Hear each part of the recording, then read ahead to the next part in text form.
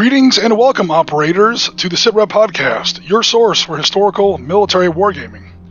So today's video is going to be sort of makeup content for the stream that I missed on Sunday. Earnest and sincere apologies for that, guys. I've been streaming on Sundays for Sitrep Podcast, I think 2 years and change, and we've honestly never missed a scheduled stream up till now.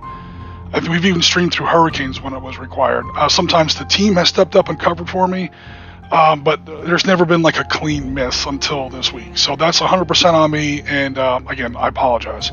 Especially to Rasmus and especially to Dylan. Rasmus and Dylan were going to be my opponents for Sunday's game. And again, a special apologies to Dylan, who had rearranged his life to be out of bed at 4:30 in the morning on a Monday just to chuck dice with us live at our scheduled time here in the East US.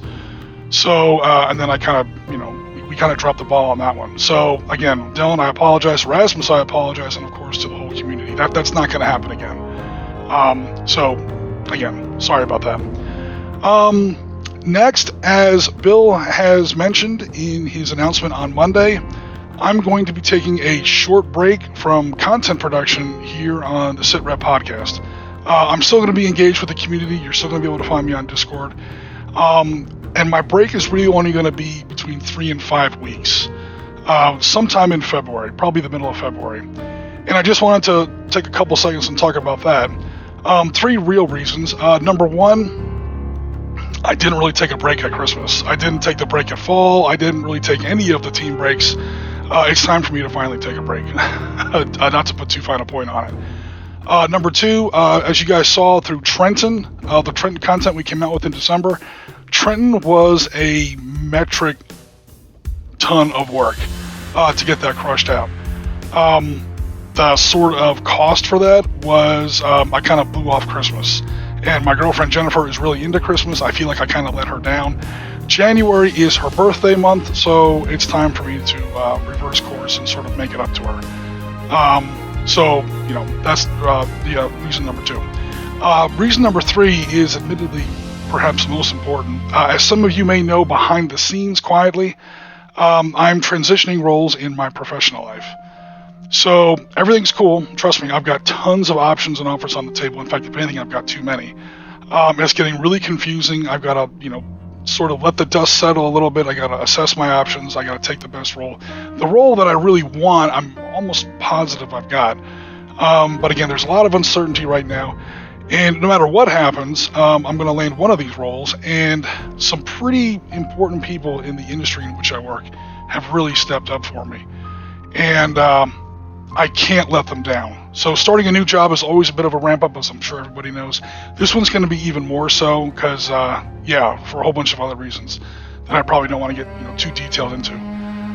So I want to be able to focus 120% on that. So again, it's going to be 3 to 5 weeks or so. Again, sometime in February. It might be the first week, might be the third week. Sometime in February. I definitely want to be back before the February 22nd Valor and Victory release by Yobo War Games, Slytherin, and Matrix Games. That's the Stalingrad content that's been designed and by myself, and is now putting the Sitrep podcast brand onto an actual video game release. So again, onwards and upwards. So I definitely want to be back for that one. But after today's content, again, just taking a little bit of a breather. There's no hidden stuff going on behind the scenes. It's just, for the reasons I mentioned a second ago, it's just time for me to take a little bit of a break. So with all that out of the way, let's go ahead and get to today's content and kill some zombies. Alright, so the scenario that we're going to be looking at today is an experiment to try Sitrep Skirmish. You've seen our Sitrep Skirmish games in several pieces of our content over the last year or two. We're going to try it today in the post-apocalyptic setting of The Walking Dead. I'm on a big post-apocalypse kick with Season 11 of The Walking Dead, and also the Twilight 2000 4th Edition release. So, yeah, I'm on this whole big post-apocalyptic thing. So we're going to go ahead and give this a try. Here is our setup. So here's our map. I was able to find most of this online, thankfully. I didn't have to draw this pixel by pixel. So there's about 6 hours put back into my life.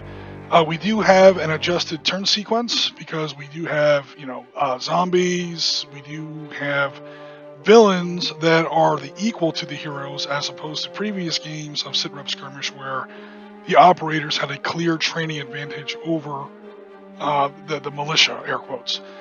Here, the villains and heroes, for lack of a better term, the protagonists and antagonists are much more evenly matched. So we had to change the turn sequence a little bit because there was an inherent advantage to the operators built into the turn sequence. We had to take that back out. And if we take a look at the units that we have for today, here are our heroes. You'll see there's a lot more civilian gear. There's a lot more female characters in here.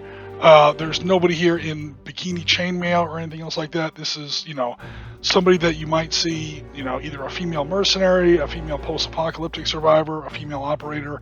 These are actually the real deal. Some of them in full military gear, some of them more in civilian gear. They're all armed to the teeth though, and they're here to kick some ass.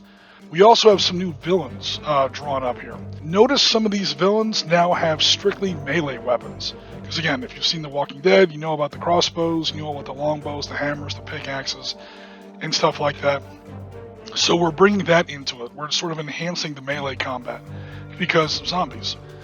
Speaking of which, here are our zombies. So they come in groups of 7. That's about the amount that you can fit comfortably into a single hex. Just for visual purposes, trust me, there's going to be a big swarm of these little guys on the table. They don't come just in one hex. Fortunately, again, as you've seen on the show, they tend to die pretty easily. And then just to flesh out the enemy survivors, these are going to be factions like Woodbury, the Saviors, the Whisperers. Y'all have seen the show. Y'all know, they say, fight the dead but fear the living. The real enemies in the show are other survivor groups like yourselves. So there is, of course, a core or a cadre element of actual pretty badass guys that are kind of the same level as the regular air quotes operators. And then they have, a lot of rank and file, riffraff that kind of fill out their ranks. So these figures, virtual miniatures you've seen before in previous games, these clowns. We're just repurposing them for today's stream. So again, here's the setup. The setup is pretty simple. The air quotes bad guys, we're just going to call them the villains. The villains set up one of their hexes. The good guys set up a hex, alternate back and forth. Once that's done, the two sides alternate setting up walker hexes or zombie hexes. No hex of zombies can be within 6 hexes, or can be within 6 hexes, or I should say closer than 6 hexes than a human hex. Of course, they can mob up together as much as they want. Walker hordes are what it's all about, walker herds. But you're not allowed to start off with your enemy already swimming in zombies. That's going to happen soon enough. So this is the setup here. We have 2 villain hexes here, along with some of the villain cannon fodder, just like regular militia guys. We remember in previous episodes how fast they go down. And then we only have a single hex of good guys. The objective hexes are this might be a garage that has some gas in it. This might be a pharmacy that has some drugs in it. This might be a supermarket that has some food stuff in it. Different supply hexes. Basically, both sides are on a bit of a supply run. The person that controls the most hexes would win the game. Obviously, we're not going to play the entire game. This is just going to be a quick video to show how, what I was kind of aiming for Sunday's content. Alright, so determine the threat level is the first part of the turn sequence. Here's our new adjusted post-apocalypse turn sequence. The threat level is different because there's no militia, unlike previous games, that can join either side. The only new units that join the board are going to be war walkers, and they're on nobody's side. So it's based completely on noise. Here are the modifiers. Right now, we're no gunfire last turn. There was no zombie melee last turn. So technically we're looking at -2 on our single D6. So just for fun, even though we don't normally do a street events table on the first turn of a... there we go. On the first turn of a game, but we would do something like this. 5 -2. Again, no gunfire last turn, no zombie melee last turn. You all know how the show works. Zombies are drawn to noise and activity. They get riled up. Here we roll the 5, minus those 2 modifiers gives us a 3. 3 is here on the street events table, no new zombies appear. Okay, so no worries there. So I believe the first thing that happens is the villain vehicle move. There's no vehicles in this game, this particular scenario. The scenario I had set up for Sunday was going to include some vehicles. Notice some of these vehicles are painted into the map. You can't click on them, you can't move them. There were going to be hidden vehicles that you actually could click on. They were movable units, and it was drawn in such a way where it wasn't going to be immediately obvious to the players which ones were good. And if you actually went to and checked on a vehicle and you could click on it and move it, that car would start. Again, you've all seen the show. Most vehicles in The Walking Dead are, they've already been stripped of gas. They're broken down. They don't work anymore. Every once in a while, you get a working vehicle, and you can use that to get around the board or escape or something like that. Even before we kind of missed our stream on Sunday, I think I kind of pulled that out because I realized I was going to be playing the villains, and I obviously, since I designed the board, knew where all the vehicles were, so it was going to be a little bit of an unfair advantage. So anyway, that's how that would work. But villain vehicle move and hero vehicle move will not be in today's game, so we'll go strictly to villain pedestrian move. We remember how this goes. I should probably join these units together into a single. So 1, 2, 3, using full movement, no cover, boom, we've got an objective X. We're now raiding that supermarket for everything from wine and spirits to bandages to baby formula. Who knows what we need in there. Maybe some antiseptic, some medical supplies. Again, you guys have seen the show a million times. I'm going to keep my hero, or my named characters kind of together. Colt there is kind of the main boss. 1, 2, walk past that corpse in the street. 3, so again, I'm going to kind of stay under some kind of cover in case these zombies turn around and come back at me. We'll explain how zombie movement works in just a little bit. And then here's my cannon fodder. Let me go ahead and join these fools into a single group. It's easier to move. And 1, 2, 3. Again, this way they can actually 1, 2, 3. This way they can kind of see down the street a little bit and sort of cover my flank. And let's send up some reinforcements. 1, 2, 3. Movement is always 3 in this game. I'm sure you guys remember, unless A, you want to take cover, B, you want to take concealment. Or cover and concealment. And you've seen how those rules work in the past. Alright, meanwhile, these heroes are already in kind of a bind as far as getting to objective hexes. Again, I set up this map in a super rush. This was kind of a solitaire, just a mini demo. We're not going to demo the whole game. So I probably wasn't that circumspect as far as setting up the group, or setting up the board. So one option these guys have is to move 1, 2, 3, except now, you just notice in Hex Hotel 9, they're kind of blocked. These zombies are going to move towards them, and I don't really have clear lines of fire. You never want to approach zombies around corners. We've all seen the show. The guy walks around the corner, and there's a walker, and he gets crunched on. This game actually does support that a little bit. You don't want to do that. So what he's going to do instead is he's going to go, or what they're going to do is 1, 2, 3 through this burnt-out suburban house. 1, 2, 3. And now I've got clear lines of fire through E10, F9, F10. So when this little walker mini horde comes towards me, I can take opportunity fire. Always approach zombies with clear lines of fire. And there's only one hero hex, so that's going to be pretty much it for that.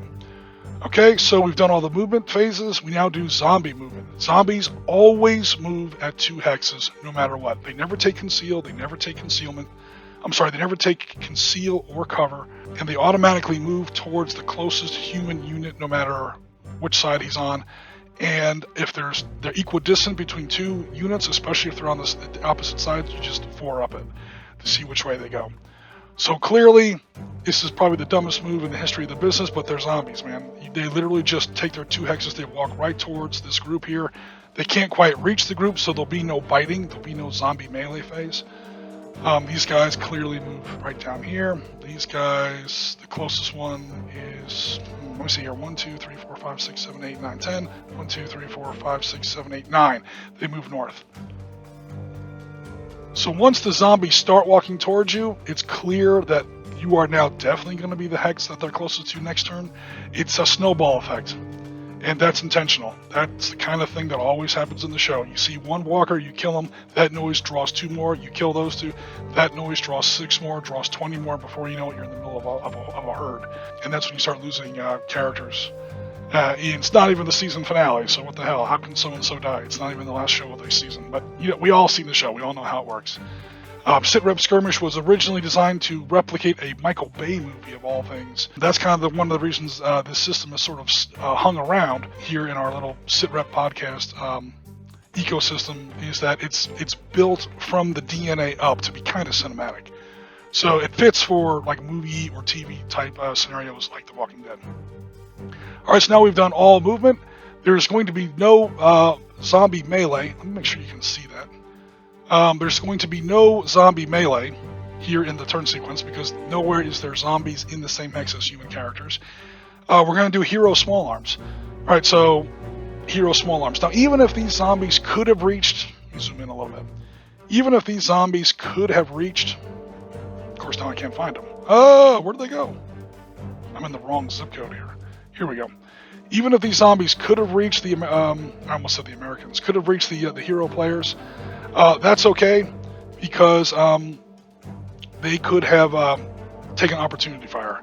So again, as long as you can keep your zombie numbers relatively small and relatively distant and with relatively clear lines of fire, you should be okay. The bad news is there is going to be gunfire this turn, which is going to apply a -1 modifier to next turn's turn events.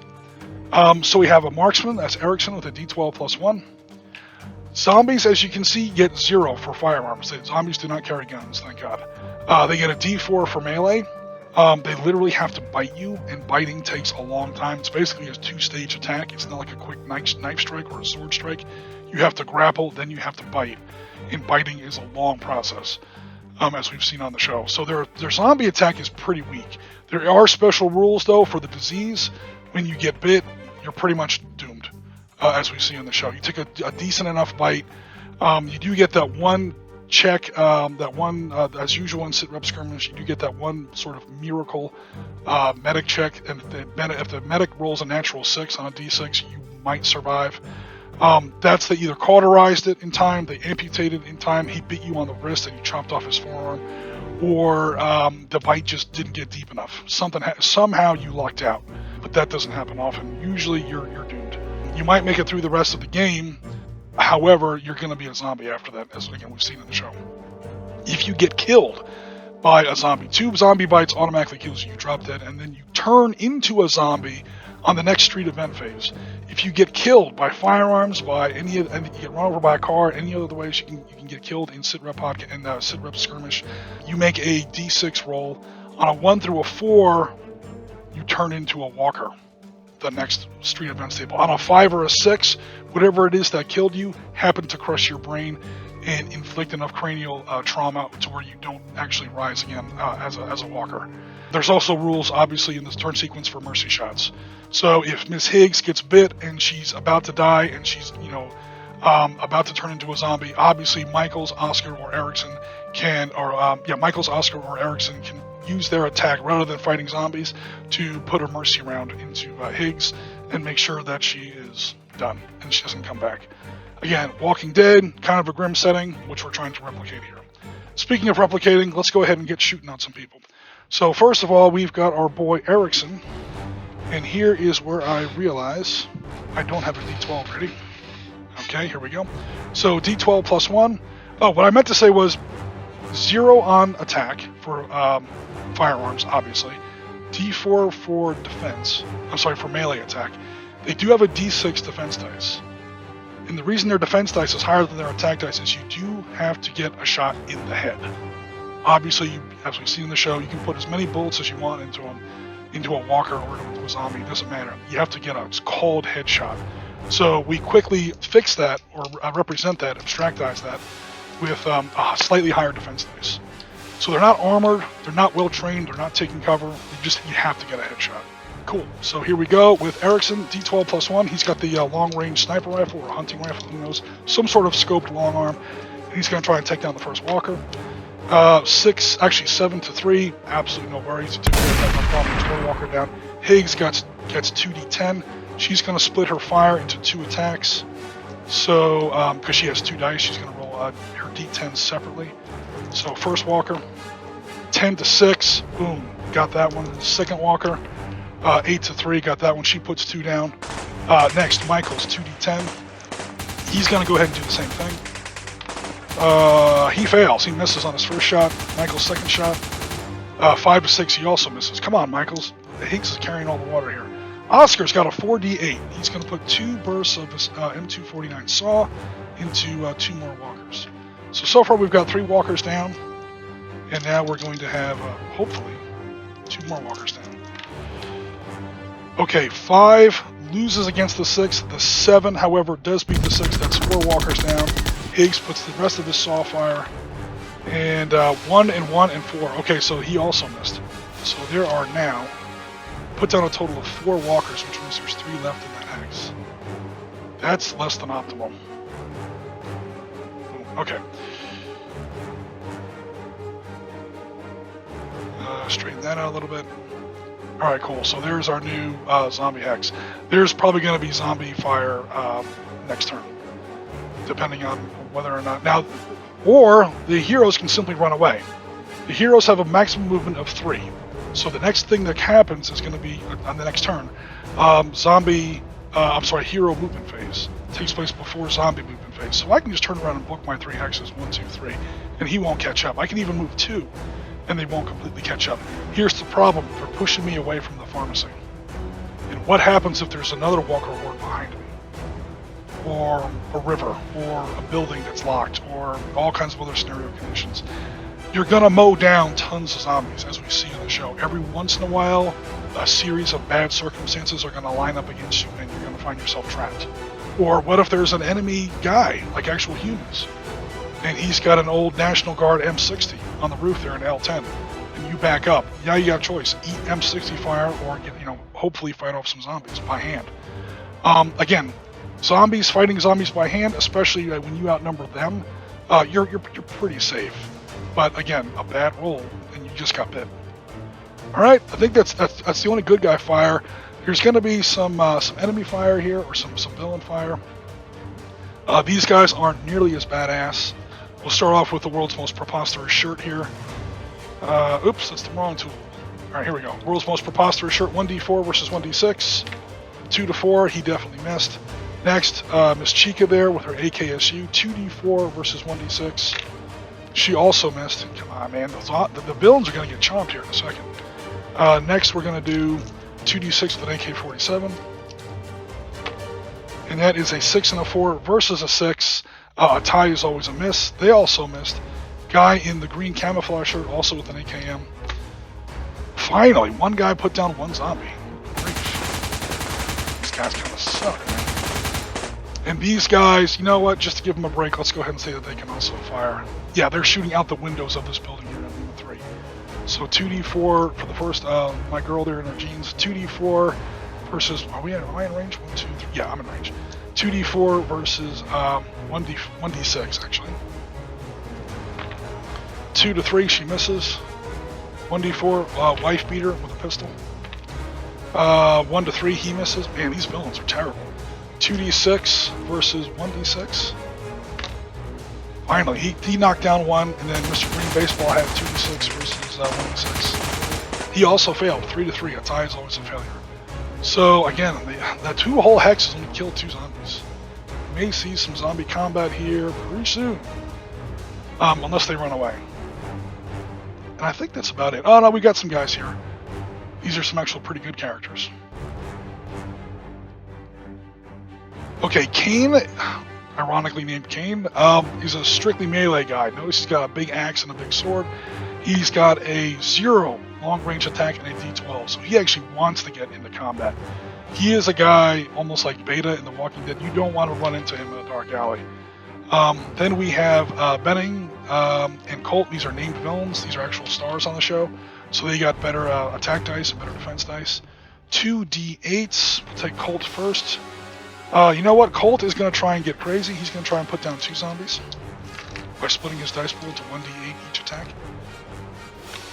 6 to 6, he misses. Come on, Colt. You're supposed to be in charge here. 4 to 1, he gets 1. Okay, so that's 1 down. Okay, next, Benning, 2d6. He's going to play it safe. I want 2 dice on 1 walker. He does score a hit. Alright, so that's 1 guy down. The other guy... I haven't rolled the 3d6, the RPD. Okay, the 3d6 is going to put 2 on one and 1 on the other. So that's 2 walkers down so far. Let's try and get 2 more. He missed on the first one because of double 6s, and he missed on the second one. Well, he is also an NPC. Notice there's no name on his character, his little figure there.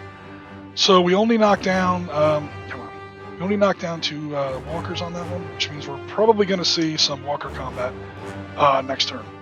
But that's okay because Kane's in there. Kane's going to start swinging that axe. Hopefully we'll take care of it. Also, as the walkers move towards them, the villains can back away, or they can stand their ground, or opportunity fire, and then zombie melee phase. So we'll see what happens. Speaking of which, okay, we've now done zombie movement, zombie melee, hero, villain, small arms, human close combat. There are no enemy humans or opposing humans in the same hex. No one's been wounded yet. No one's been bleeding out. Victory check. We'll go to turn 2. Okay, turn 2. There has now been, we start off with determined threat level. There has been gunfire the previous turn. No new zombies have appeared the previous turn. There haven't been any explosions. No one's using a vehicle. Engine noise draws the enemy, or draws zombies. So there's nothing there.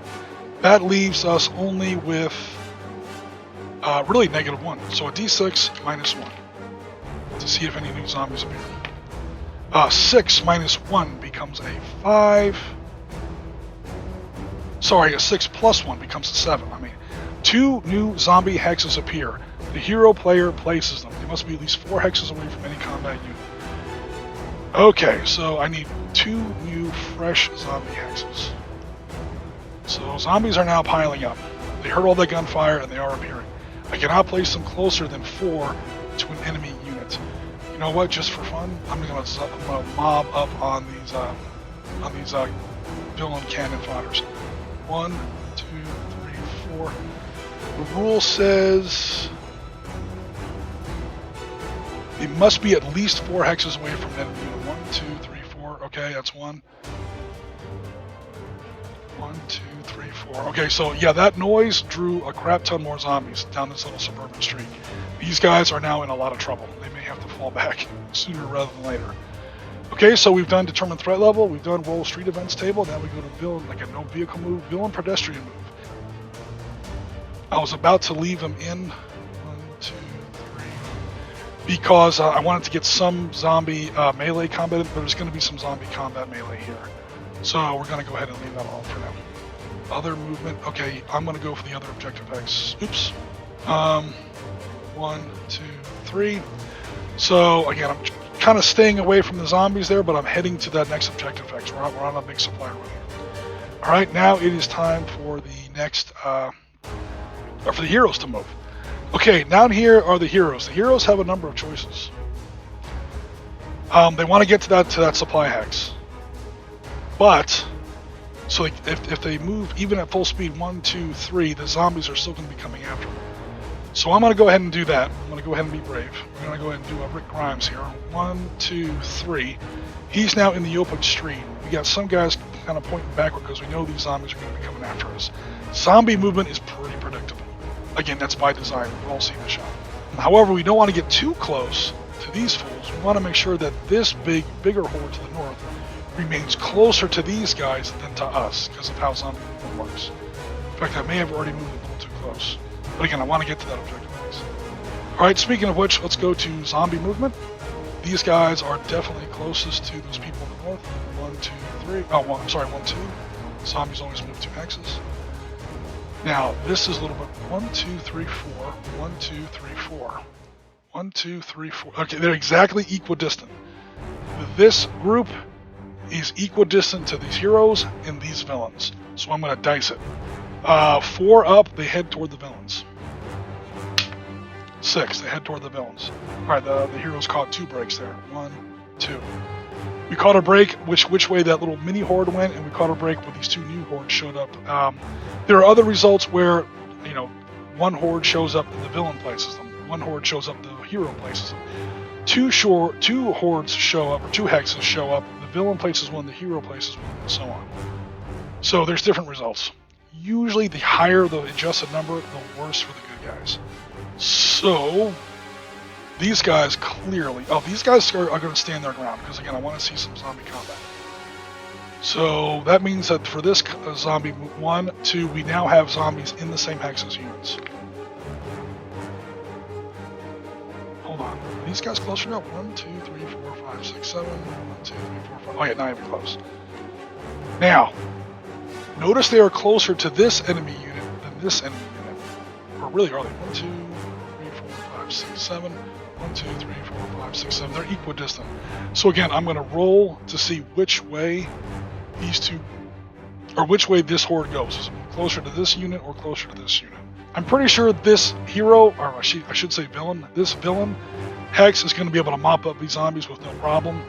The only thing I'm kind of worried about is that this zombie horde is going to cut them off, this other group off, from the second supply heavies. So odds, 4 up, it heads towards this group over here in uniform 6. Odds, they head to the northeast. 4 up, they head to the northeast, which they did. 1, 2, so they're heading that way. They're not heading right up the street. So these guys, in order to get to this Hex, are going to have to deal with these walkers. Speaking of dealing with walkers, 1, 2, they're heading up there. And that concludes zombie movement. Let's go ahead and do zombie melee. One thing we are going to do is a little bit of opportunity fire. So when this Hex of zombies was actually moving towards Colt and his crew, some of these guys are going to go ahead and start shooting, especially Mr. No-Name NPC guy with the RPD, because he's basically going to spray and pray. 3d6 versus 3d6. He's going to try and shoot up as many zombies as he can before they pile into their head. We'll say that he's starting to panic a little bit. So black dice are the hero. Black dice are the villain. Yellow dice are the warriors. All right, he hit 1. He hit 2. He's starting to redeem himself. Holy crap! He just knocked down 3 zombies. Okay, Mr. Hero, or Mr. You might actually get a name for next episode. You might actually bring him onto the cast. Alright, that was good. Mr. 3D6 RPD guy. He's like, I just needed to, settle down a little bit. Good deal. Now the rest of these guys decide not to take opportunity fire. There's a reason to do that when you're facing zombie melee. Basically, you get 2 melee attacks if you do not take opportunity fire. You get 1 melee attack if you do take opportunity fire. Taking more opportunity fire is probably the smarter thing to do, but again, we're just going to demo this and see how it goes. So first of all, we got Mr. Kane here, who has a D12. He clearly did not take opportunity fire, because he doesn't have a gun. So that means he gets 2 melee attacks, and again, it's going to be D12 versus the enemy D4. So I'm pretty sure Mr. Kane's got this one in the bag. Nevertheless, let's go ahead and give it a shot. Now if he fails, the other guys get an attack, and if nobody kills the zombies, yeah, trust me, it's with only 2 zombies, it's probably not going to happen, but if you get mobbed up by like 4 or 5 zombie hexes at once, or even 2 zombie hexes at once, and you're not named characters, you're probably going to get bit. So here's the dice tray. However, this is the best melee character I've created so far. Kane is just insane with the highest possible dice, and he's fighting zombies with an axe. So again, I like Kane's chances here. 6 to 2, he kills the first one with an axe to the head, and then that little spike sword goes in there next. And 9 to 4, yeah, he kills both zombies, no problem. So that's pretty much how zombie melee combat works. Again, we do have rules for what happens if you do get bit. Just to quickly go over that, again, we're not going to play a full game today. We have all the new rules for zombies. We have how zombie combat works. Zombies have a defense dice of D6 against firearms because you have to get them in the head. We talked about that. Zombies, of course, are removed as soon as they take that headshot. Humans that are hit by zombie attacks are bitten. Okay. Again, you've been hit, so you take the normal wound penalty. You don't worry about the wound table. You're automatically at -1 because now you're not only injured, but you're sick. Humans who survive 1 zombie attack are subject to the usual bleed-out checks and medic stabilizations. The Miracle 6 on the medical stabilize check does mean the character will not turn. Not only do you get to go up a level in wound penalty, but you're also going to be, somehow they managed to stop the turn process. Who knows how that actually happened. There's a couple ways that they show that in the show. Maybe the bite just wasn't deep enough, or maybe you had a heavy denim coat or leather pants, or sometimes you see guys wearing little bits of body armor, even football gear. He got a bite on you, but somehow you managed to escape the worst. 2 zombie bites equals dead regardless of what happens on the wound table or bleed outs. You automatically turn into a walker on the next street event table phase. Note, however, that human small arms check phase, the human small arms phase happens next. So anyone within line of sight who hasn't already taken opportunity fire or 2 zombie melee attacks can declare a mercy shot. We see this happen all the time on the show. Somebody gets bit, they know they're done, they say a last goodbye, the music swells up, and then, Rick Grimes or Daryl or Carol, puts a knife in the side of his head or a bullet or something like that. Speaking of which, mercy shots can also happen in the melee phase if anyone else is capable and in the same hex of the soon-to-be zombie and has not used a melee attack against other humans that turn. Because again, human melee phase, human close combat, and zombie combat take place in 2 different. Zombie melee and human close combat are 2 different phases.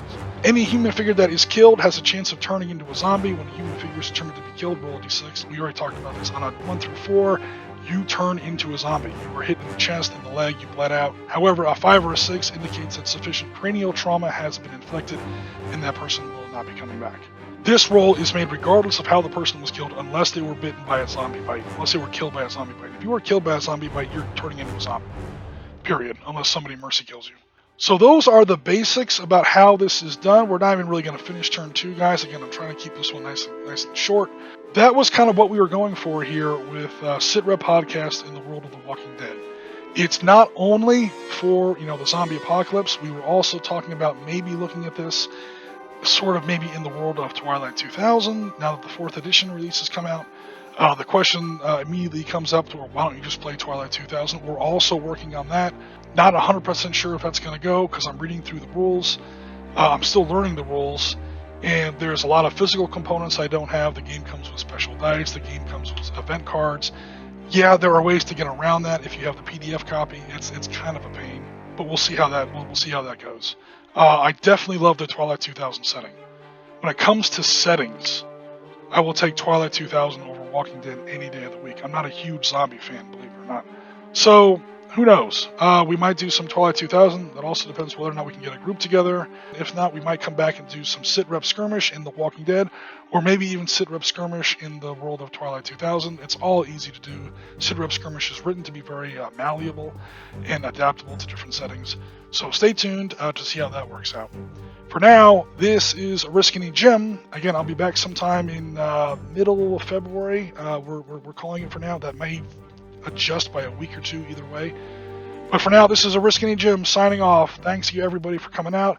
Please make sure to like, share, and if you haven't subscribed already, please subscribe, especially the likes. We're learning more and more about how the YouTube algorithm works, and honestly, it's those interactions. Shares and likes here on our YouTube channel is what really helps us sort of get noticed by the great Eldritchian entity, the great Cthulhu god that is the YouTube algorithm. So please help us out with that. Sacrifice a chicken, or if you don't want to do that, drop a like on our video. We'll take that. In fact, that might help us more than a sacrificed chicken. Again, this is A Risk Any Gem signing off for the rest of January and probably a big chunk of February. I'll still be available on Discord. I'm still going to be with the community. I'm just taking a little bit of a break from content production. But other than that, signing off. Super appreciate it, everybody. Again, apologies for the missed stream on Sunday. But for now, we're taking off. And thanks very much for coming out. Tango Mike as always. And we'll be in touch very soon. Take care, everybody.